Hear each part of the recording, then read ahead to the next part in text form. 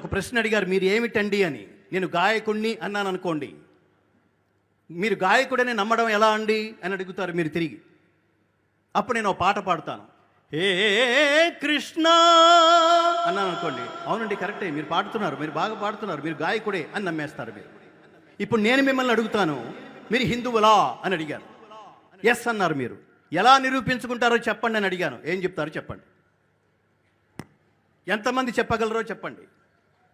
హిందూ శబ్దం ఏమిటి, సనాతన ధర్మం ఏమిటి, మనం ఆచరించవలసింది ఏమిటి, ఇవన్నీ ప్రశ్నలు వేసుకుంటే మనకి చాలా ఆందోళనకరమైన సమాధానం వినిపిస్తుంది మిత్రులారా.